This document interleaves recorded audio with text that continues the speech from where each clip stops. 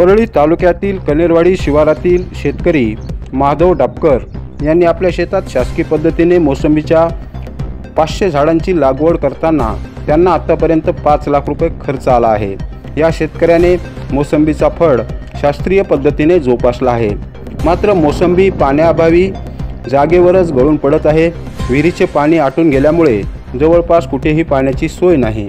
पाण्याअभावी उभ्या डोळ्याने भरत आलेले मोसंबीचे पीक उद्ध्वस्त होताना पाहणे या शेतकऱ्याच्या नशिबाला आले आहे।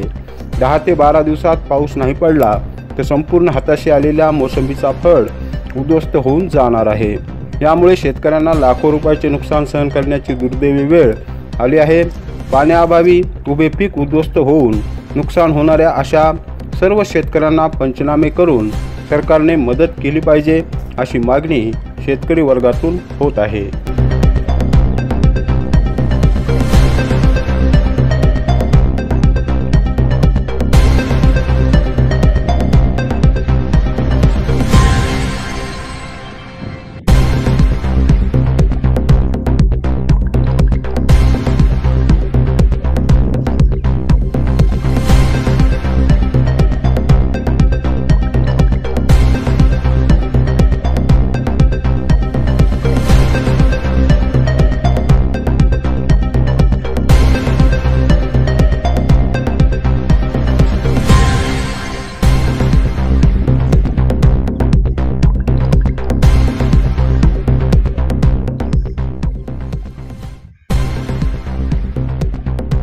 मला आज या 500 रोपांसाठी झाडांसाठी लागवडीपासून आज जवळपास 5 ते 6 लाख रुपये खर्च आलेला आहे। तर या वर्षी माझं फळ धरण्याची पहिलंच वर्ष असून मी फळ धरले होते, तर त्यामध्ये मला एक 2 ते 3 लाख रुपये पहिल्या वर्षी उत्पन्न होईन अशी अपेक्षा होती। पण या वर्षीचा पाऊस मान धरता वातावरणाच्या हिशोबानं माझा खर्च केलेला पण निघू शकत नाही। म्हणजे एक साधारण 40-50 हजार रुपये देखील उत्पन्न निघणार नाही। या आता सध्याच्या ॲक्च्युअल कंडिशननुसार आहे।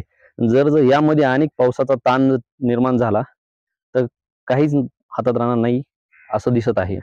तर या वर्षी माझं पहिलं वर्ष असल्यामुळे 2 ते 3 लाखाची अपेक्षा होती। लहान झाडं असल्यामुळे पहिलं वर्ष आहे, त्यामुळे 3 लाखापर्यंत अपेक्षा होती माझी 2.5 एकरामध्ये उत्पन्नाची। शासनाला मी एवढंच सांगू इच्छितो की शासनाने शेतकऱ्यांकडे फळबागे ज्यांच्या आहेत त्यांची स्थळ पाहणी करून त्यांना अनुदान लवकरात लवकर देण्यात यावे, हे मी शासनाला आवाहन करू शकतो।